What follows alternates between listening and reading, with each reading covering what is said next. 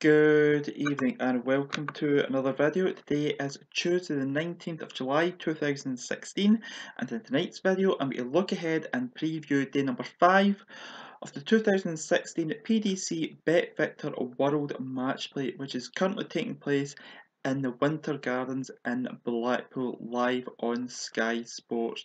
Now, day 5 sees the conclusion of the second round action. We're going to see 4 matches from the second round, starting at 7 p.m. The first of which being Mervyn King versus Brendan Dolan. Now, these two have played 6 times previously, and it's 4-2 to Brendan Dolan on the head-to-heads. They played 4 times on the Pro Tour, and it's 3-1 to Brendan Dolan. But Brendan Dolan's biggest win over Mervyn King came in the Champions League of Darts in 2013 by 6 legs to 5.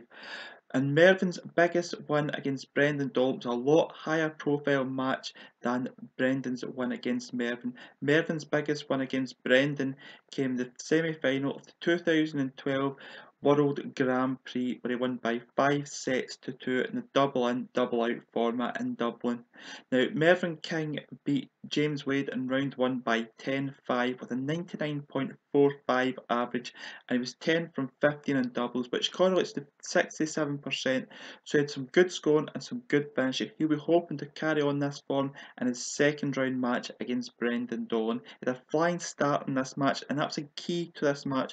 That 4-1 lead from the first mini session, the 3-2 and then the 3-2, both to Mervyn King, really did win him the match. He never lost his throw when thrown first in this match. That's a key fact in this match. And he takes on Brendan Dolan. Now, Brendan Dolan beat Ryan van Barneveld with a 98.68 average, and he was 10 from 17 on doubles, which is 59%.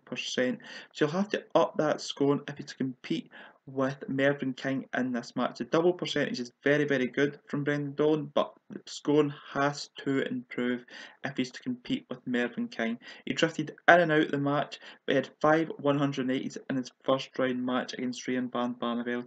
He held throw well in this match, but he had too many lulls in this match, and he can't afford to have those lulls against Mervyn King. So what do I think is going to happen in this match? I think this match will be a tighter match than any of the games we've seen in night 4. I think this match will be 11-9 to Mervyn King. The second match of the evening sees Michael Smith take on Steve Beaton. Now, these two have played 9 times previously, and it's 7-2 to Michael Smith on the head-to-heads. Steve's wins both came on the Pro Tour in 2008 and 2011. 5 of Michael Smith's 7 wins have come on the Pro Tour as well. He's also won the European Tour in May 2015, and his biggest win against Steve Beaton was in the second round of the World Championship just there, where he won by 4 sets to 2. Now, Michael Smith reached the second round by beating Simon Whitlock in round 1 with a 97.2 average. He was 10 from 25 on doubles, which is 40%. So we're hoping to prove that double percentage by about 10% to get that 50%. His scoring was quite decent in this match. If he upped his double percentage, his scoring would probably increase to about, and his average about the 100 mark. Lots of people thought that Simon Whitlock would beat Michael Smith in this match, but Michael Smith did really, really well as a CD player. He started slowish in this match, but he built into the match, winning 6 of the last 8 legs from 4 each to win the match by 10 legs to 6. Now, Steve Beaton beat Jelle Klaassen in round 1 by 10 legs to 6 with a 94.26 average, and he was 10 from 19 on doubles, which is 53%. To compete with someone that's high scoring as Michael Smith, he will have to equal his scoring, and he'll have to up his scoring in his match with Michael Smith. Now, he had a flying start to Steve Beaton. He was 4-1 up at the first mini break, and that was a great start from it, and then he just held off Jelle Klaassen from there, winning the match by 6 legs to 5. So again, he took advantage of a fast start. He needs a fast start against Michael Smith, really to put the pressure on Michael Smith, because a lot of people know that Michael Smith's a good front runner, but get him behind, get the pressure on, and he could start to fray at the edges. So that's what Steve Beaton's plan will be in this match. What do I think is going to happen in this match? I think Michael Smith will get a flying start in this match, and I think that Michael Smith will win this match by 11 legs to 6 over Steve Beaton. The penultimate game of the evening sees Phil Taylor take on Suljovic. Now these two have only played 3 times previously and Phil has won on all 3 occasions. 2 victories came on the Pro Tour in 2008 and 2009, but the most recent meeting was last month in the World Cup of Darts in the singles in the quarter-final stage where Phil Taylor won 4-0 in the best of 7 leg format. Now Phil Taylor reached the second round by beating Robbie Green in round 1 by 10 legs to 8 with a 98.72 average. He was 10 from 29 on doubles, which is 34%. That's a very, very low percentage for Phil Taylor on doubles, and he'll have to up his double percentage because his scoring was good enough in this match. And if he improves his double percentage to 50%, then he'll have about 102 average in my eyes.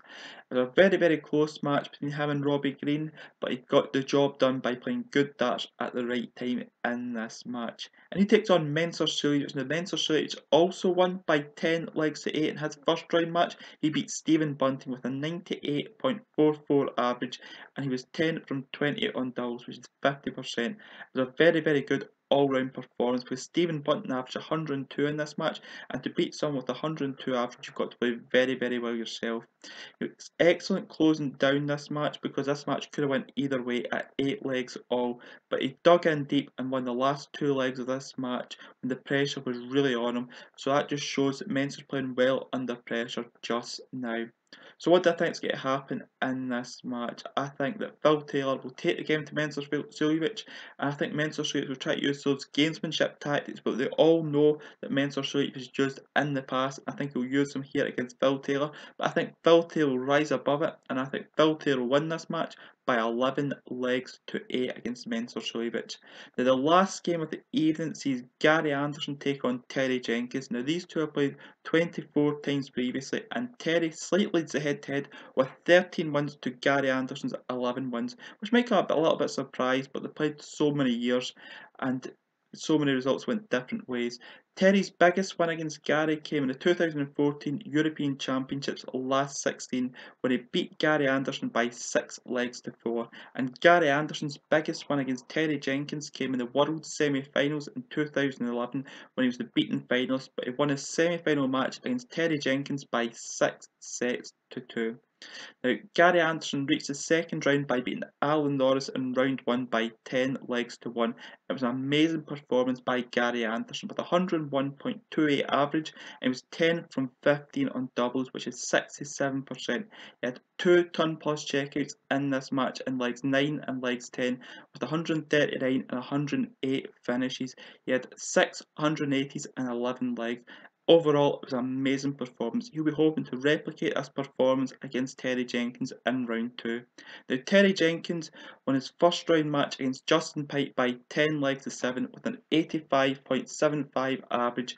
It was the lowest average on round 1, and he was 10 from 31 on doubles, which is 32% on doubles. So you'll have to improve both his scoring and his double percentage if he's got any chance of beating Gary Anderson in this match. Now Terry dug deep in this match, winning 5 out of the last 6 legs in this match, going from 6-5 down to win the match by 10 legs to 7. So what do I think is going to happen in this match? I think that Gary Anderson's scoring power will be too much for Terry Jenkins in this match, and I think that Gary Anderson will get the job done in this match by 11 legs to 6 over Terry Jenkins. I think that Gary will get a quick start. I think Terry will be chasing the game from dead, but he'll be struggling to get back into it because it'll be too late at that stage. And I think Gary Anderson will win this game again by 11 legs to 6. So that's the end of this video. Thank you for taking time to watch this video. If you want to leave any feedback on this video, you can do so via the YouTube comment section, which is below this video. I know someone's done that previously. I'll thank them for doing that via my Twitter, via my Facebook, or via the Tungsten Tackle Facebook website or their Twitter. And until tomorrow when I preview the first 2 quarter-finals of the 2016 PDC BetVictor World Matchplay, I will see you then. Goodbye.